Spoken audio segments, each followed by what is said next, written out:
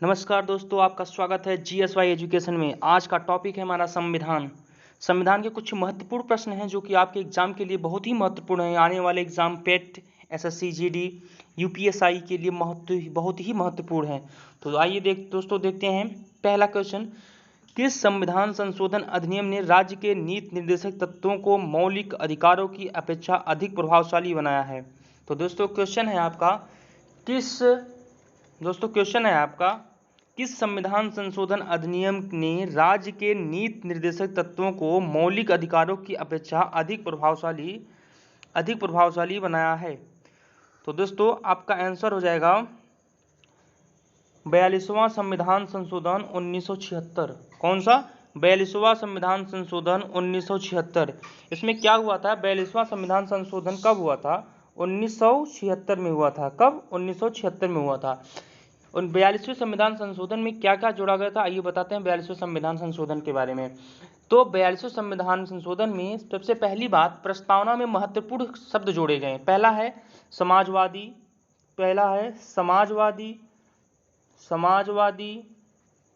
दूसरा धर्मनिरपेक्ष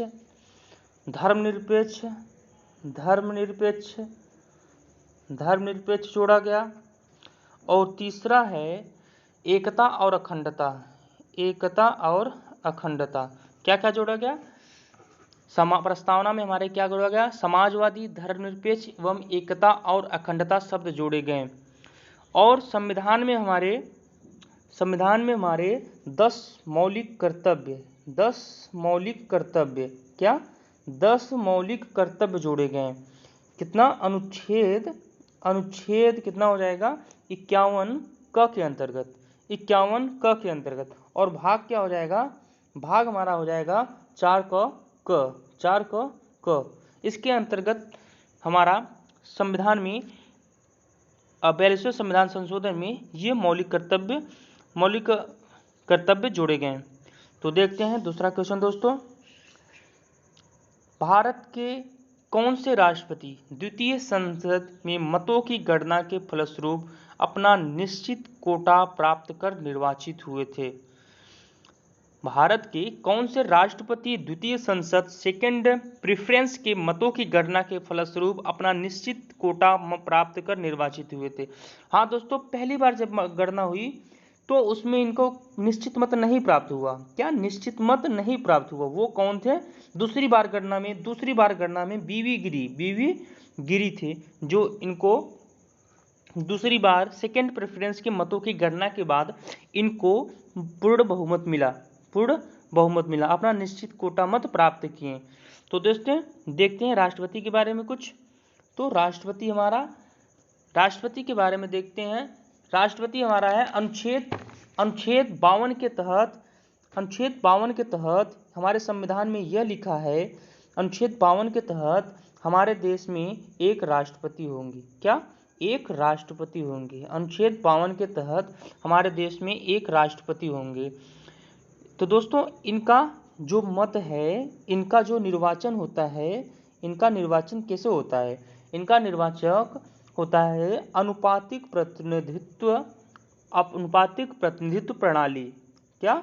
अनुपातिक प्रतिनिधित्व प्रणाली और एकल संक्रमणीय मत पद्धति द्वारा। एकल संक्रमणीय मत पद्धति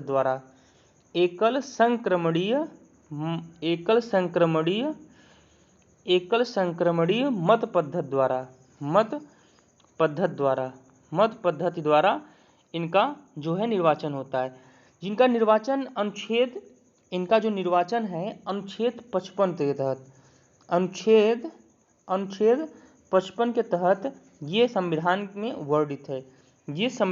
वर्णित है। तो दोस्तों देखते हैं अगला क्वेश्चन। तो हमारा राइट आंसर हो जाएगा बीवी गिरी। सेकेंड प्रेफरेंस के मतों के द्वारा अनुसार इनको अपने निश्चित कोटा का मत प्राप्त किए थे। तो देखते हैं संविधान के किस अनुच्छेद के अंतर्गत वित्तीय आपातकाल की घोषणा की गई थी? क्या? संविधान के किस अनुच्छेद के अंतर्गत वित्तीय आपातकाल की व्यवस्था की गई थी? तो दोस्तों ये हो गया अनुच्छेद 360। वित्तीय आपात का मतलब क्या होता है? वित्तीय आपात कौन लगा सकता है? आइए जानते हैं हम लोग। वित्तीय आपात वित्तीय आपात। तो ये दोस्तों हो जाएगा हमारा वित्तीय आपात हमारा 360 अनुच्छेद 360 में है। इसमें यह लिखा गया है, यदि राष्ट्रपति यह समझता है, राष्ट्रपति यह समझता है क्या, राष्ट्रपति यह समझता है कि भारत या ऐसी किसी भाग का वित्तीय स्थिरता, क्या वित्तीय स्थिरता, वित्तीय स्थिरता, वित्तीय स्थिरता या साख खतरे में हो, क्या, या साख खतरे में हो, साख खतरे में हो, तब हमारे राष्ट्रपति द्वारा वित्तीय आपात की घोषणा की जा सकती है, तब हमारे राष्ट्रपति द्वारा वित्तीय आपात की घोषणा की जाती है। दोस्तों तो हमको समझ में आया अनुच्छेद 360 के तहत राष्ट्रपति वित्तीय आपात लगा सकते हैं। हालांकि ऐसा अभी हुआ नहीं है कि हमारे देश में एक भी बार वित्तीय आपात की घोषणा हुई हो। तो दोस्तों देखते हैं, वित्तीय आपात हो गया। तो हमारा एक राष्ट्रीय आपात होता है, हमारे यहाँ 3 आपातकाल की व्यवस्था की गई है, जो कि एक राष्ट्रीय आपात होता है। अनुच्छेद 352, अनुच्छेद 352 में राष्ट्रीय आपात है। इसमें यह है, राष्ट्रीय आपात की घोषणा राष्ट्रपति यह समझ के कर सकता है जबकि उसको समझ में आए हमारा किसी भाग की सुरक्षा या बाह्य आक्रमण या सैन्य विद्रोह के फलस्वरूप खतरे में हो। क्या भारत किसी संवैधानिक तंत्र आपातकाल की घोषणा यह समझता भारत किसी भी भाग की सुरक्षा, युद्ध, बाह्य आक्रमण या सैन्य विद्रोह के फलस्वरूप खतरे में हो, तो हमारा अनुच्छेद 352 के तहत राष्ट्रीय आपात लग सकता है। क्या राष्ट्रीय आपात लग सकता है। हाँ तो दोस्तों अनुच्छेद 356 देखते हैं। अनुच्छेद 356, इसमें राष्ट्रपति शासन की व्यवस्था की गई। राष्ट्रपति शासन, ये राष्ट्रपति कब लगा सकता है, राष्ट्रपति शासन राष्ट्रपति कब लगा सकता है दोस्तों। राष्ट्रपति शासन किसी राज्यपाल द्वारा राष्ट्रपति को यह रिपोर्ट दी जाए कि उस राज्य में संवैधानिक तंत्र असफल हो गया है, तो राष्ट्रपति अनुच्छेद 356 के तहत उस राज्य में राष्ट्रपति शासन लगा सकता है। राष्ट्रपति की उस राज्य में अनुच्छेद 356 के तहत राष्ट्रपति शासन लगा सकता है। राज्यपाल की रिपोर्ट पे लगाएगा, क्या राज्यपाल की रिपोर्ट पे लगाएगा। तो दोस्तों देखते हैं अगला क्वेश्चन, भारतीय संविधान कौन सी नागरिकता प्रदान करती है। भारतीय संविधान कौन सी नागरिकता प्रदान करती है। तो हमारा दोस्तों आंसर हो जाएगा एकल नागरिकता। क्या एकल नागरिकता प्रदान करती है भारतीय संविधान। तो देखते हैं अगला क्वेश्चन दोस्तों, प्रथम पंचायती राज व्यवस्था का उद्घाटन पंडित जवाहरलाल नेहरू ने 2 अक्टूबर 1959 को किस स्थान पर किया था।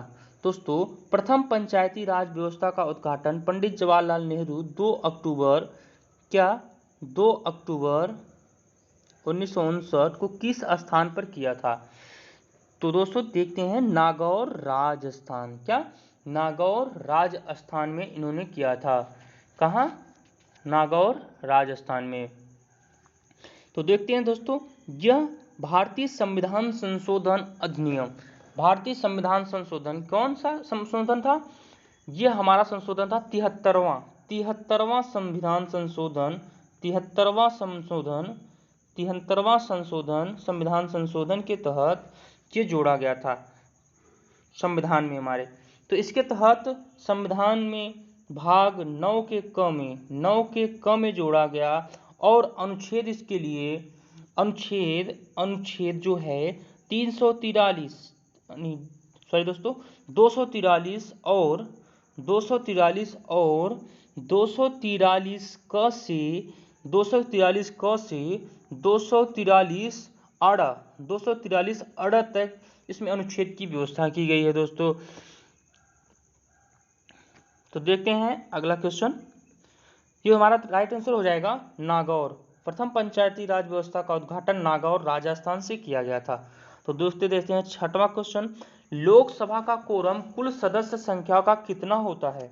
लोकसभा का कोरम कुल सदस्य संख्या का कितना होता है।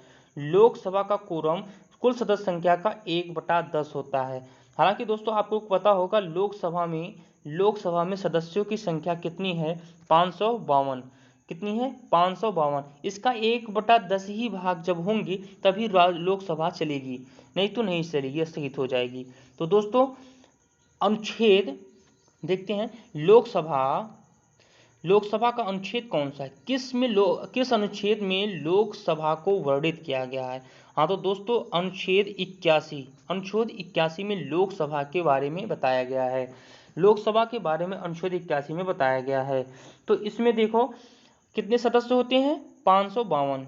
कितने दोस्तों? 552, जिसमें से 530 आते हैं राज्यों द्वारा। कितने? राज्यों द्वारा 530 राज्यों द्वारा आते हैं। और दोस्तों देखते हैं 530, और इसमें से 13 आते हैं केंद्र शासित प्रदेशों से। केंद्र शासित प्रदेशों से आते हैं। कितने? 13। केंद्र शासित प्रदेशों से कितने आते हैं? 13 दोस्तों।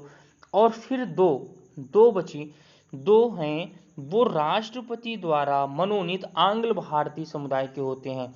राष्ट्रपति द्वारा मनोनीत आंग्ल समुदाय के लोग होते हैं। अनुच्छेद 331 के तहत राष्ट्रपति इनको मनोनीत कर सकता है। राष्ट्रपति इनको मनोनीत कर सकता है। तो 245 लोगों दोस्तों, 245 हमारे 445 कितने दोस्तों? 445 हमारे संसद में सदस्यों की संख्या होती है, जबकि और 552 होते हैं, पूरे सदस्य 552 होते हैं, जबकि 545 ही हमारे संविधान में लिए जाते हैं। कितने? 545 ही। तो दोस्तों देखते हैं अगला क्वेश्चन, पंचवर्षीय योजनाएं का अनुमोदन तथा पुनर्निरीक्षण किसके द्वारा किया जाता है? पंचवर्षीय योजना का अनुमोदन तथा पुनरीक्षण किसके द्वारा किया जाता है? तो दोस्तों राष्ट्रीय विकास परिषद द्वारा पंचवर्षीय योजनाओं का अनुमोदन किया जाता है। क्या? पंचवर्षीय योजनाओं का अनुमोदन राष्ट्रीय विकास परिषद द्वारा किया जाता है। प्रथम पंचवर्षीय योजना कब लागू हुई थी दोस्तों? 1951 में प्रथम पंचवर्षीय योजना लागू हुई।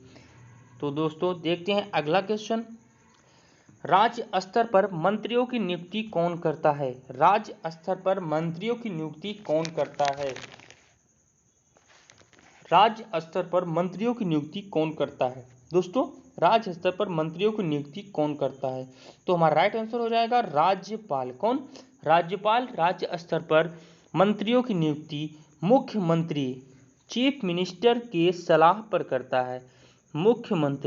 मुख्यमंत्री की सलाह पर राज्यपाल राज्य स्तर पर मंत्रियों की नियुक्ति करता है। दोस्तों राज्यपाल जो है हमारे भाग 6 में वर्णित है। भाग 6 में राज्यों की बंटवारों के संबंध में राज्य को शक्तियों के बारे में दिया गया है, जिसमें हमारे राज्यपाल की चर्चा की गई है। तो दोस्तों देखते हैं राज्यपाल की शपथ कौन दिलवाता है? दोस्तों राज्यपाल की शपथ हाई कोर्ट के मुख्य न्यायाधीश के सम्मुख हमारा राज्यपाल शपथ लेता है। अगर हाई कोर्ट का मुख्य न्यायाधीश अनुपस्थित हो, तो हाई कोर्ट के श्रेष्ठ उच्चतम मतलब दोस्तों जो वरीयता क्रम में सबसे श्रेष्ठ होंगे वो ही राज्यपाल को शपथ दिलवा सकते हैं। तो दोस्तों देखते हैं अगला क्वेश्चन, नए राज्यों के गठन अथवा सीमा परिवर्तन का अधिकार किसे है? नए राज्यों का गठन अथवा सीमा परिवर्तन का अधिकार किसे है? तो दोस्तों नए राज्यों के गठन अथवा सीमा का अधिकार किसे है? भारत के संसद को। किसे है? भारत के संसद को। भारत के संसद को नए राज्यों का गठन अथवा सीमा में परिवर्तन।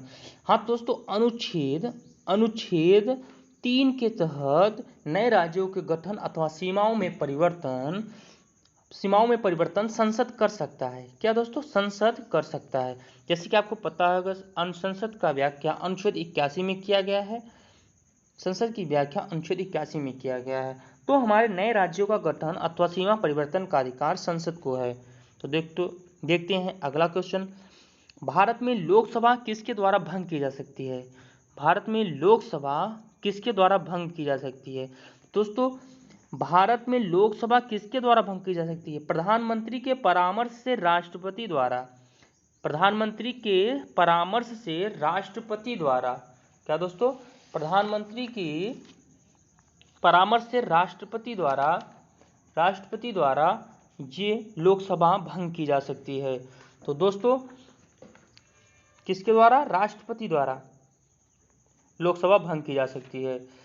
तो दोस्तों, राष्ट्रपति के बारे में जानते हैं। राष्ट्रपति को आपको पता होगा अनुच्छेद 52 के तहत राष्ट्रपति की हमारे संविधान में व्याख्या की गई है। राष्ट्रपति की व्याख्या की गई है। तो दोस्तों, हमारे प्रथम राष्ट्रपति हुए थे डॉक्टर राजेंद्र प्रसाद हुए थे। डॉक्टर राजेंद्र प्रसाद हमारे देश के प्रथम राष्ट्रपति हुए थे। कब से कब हुए थे? 26 जनवरी 1950। 26 जनवरी 1950 के हमारे प्रथम राष्ट्रपति डॉक्टर राजेंद्र प्रसाद हुए थे। और दोस्तों, राष्ट्रपति उपराष्ट्रपति के पद पर हो या संघ अथवा राज्य के मंत्रिपरिषद का सदस्य हो तो वह लाभ का पद नहीं माना जाता। हाँ दोस्तों, जैसे कि राष्ट्रपति की जो योग्यता होना चाहिए राष्ट्रपति बनने के लिए, उसमें एक ऑप्शन है, एक कॉलम है कि राष्ट्रपति किसी लाभ के पद पे न हो, तो इसलिए वह राष्ट्रपति या उपराष्ट्रपति के पद पर या संघ अथवा किसी राज्य के मंत्रिपरिषद का सदस्य हो तो वो लाभ का पद नहीं माना जाएगा। हाँ दोस्तों, देखते हैं दोस्तों अगला क्वेश्चन। भारतीय संविधान में संघ की कार्यपालिका की शक्ति किसमें निहित है? भारतीय संविधान में संघ की कार्यपालिका की शक्ति किसमें निहित है? भारतीय संविधान में कार्यपालिका की शक्ति राष्ट्रपति में निहित है। किसमें? राष्ट्रपति में निहित है। दोस्तों, भारतीय संविधान में संघ की कार्यपालिका की शक्ति राष्ट्रपति में निहित है। राष्ट्रपति निर्वाचन के लिए इसमें 50 सदस्य अनुमोदक और 50 सदस्य प्रस्तावक के रूप में चाहिए। 50 अनुमोदक और 50 प्रस्तावक के रूप में चाहिए। अगला क्वेश्चन देखते हैं। राज्यसभा का सर्वप्रथम गठन कब हुआ था? दोस्तों, राज्यसभा का गठन सर्वप्रथम कब हुआ था? राज्यसभा का गठन 3 अप्रैल 1952 को हुआ था।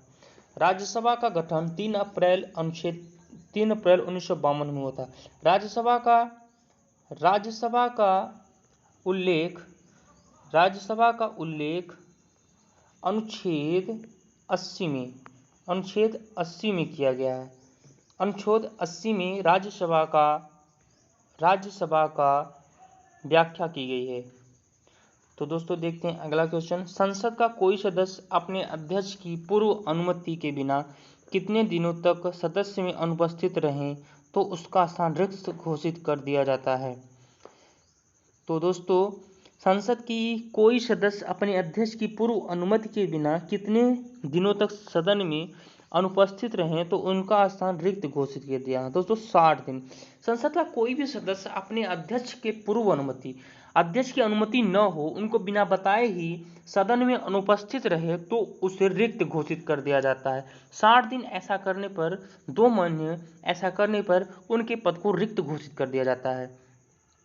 अगला क्वेश्चन देखते हैं। लोकसभा अध्यक्ष को कौन चुनता है? दोस्तों, लोकसभा अध्यक्ष को कौन चुनता है? तो दोस्तों, लोकसभा अध्यक्ष को लोकसभा सदस्यों द्वारा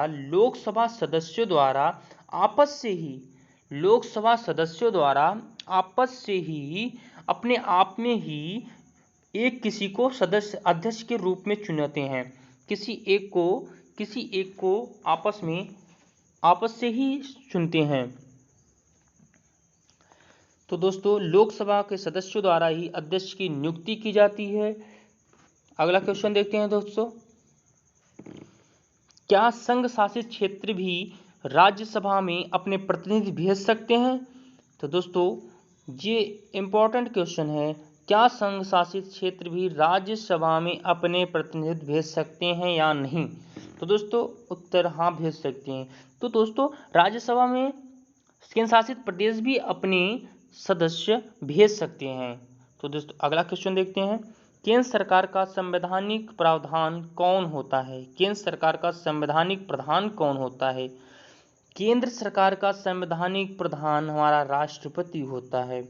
दोस्तों केंद्र सरकार का संवैधानिक प्रधान हमारा राष्ट्रपति होता है। राष्ट्रपति को आपको पता होगा अनुच्छेद 52 के तहत इनके पद की व्यवस्था की गई है। और राष्ट्रपति पर महाभियोग अनुच्छेद 61 के तहत लगाकर हटाया जा सकता है। अनुच्छेद 61 के तहत लगाया जा सकता है। तो दोस्तों देखते हैं अगला क्वेश्चन, राष्ट्रपति पद के चुनाव संबंधी विवाद को किस निर्देशित किया जाता है? राष्ट्रपति पद के चुनाव संबंधी विवाद को किसे निर्देशित किया जा सकता है? सर्वोच्च न्यायालय को। राष्ट्रपति पद के चुनाव संबंधी विवाद को किसे निर्देशित किया जाता है? सर्वोच्च न्यायालय। हाँ दोस्तों, राष्ट्रपति का जो भी चुनाव संबंधित विवाद होंगे वो सीधे सर्वोच्च न्यायालय द्वारा ही हल किए जाएंगे, ना कि किसी और या निर्वाचक मंडल द्वारा उसे सॉल्व नहीं किया जा सकता। ये सीधे सर्वोच्च न्यायालय द्वारा ही निर्देशित किया जाएगा। अगला क्वेश्चन देखते हैं, देशी नरेशों के प्रीवी पर्सों और विशेषाधिकारों को किस संविधान संशोधन द्वारा समापन किया गया? देशी नरेशों को प्रवर्षों और विशेषाधिकारों को किस संविधान संशोधन द्वारा इसे समापन किया गया? तो दोस्तों 26वां संविधान संशोधन 26वां संविधान संशोधन 1971 द्वारा देशी नरेशों को प्रीवी पर्सों और विशेषाधिकारों को यह समाप्त कर दिया गया था। तो दोस्तों ये थे आज पॉलिटी यानी संविधान के कुछ महत्वपूर्ण क्वेश्चन। दोस्तों वीडियो को पूरा देखिएगा और लाइक शेयर सब्सक्राइब जरूर कीजिएगा। धन्यवाद।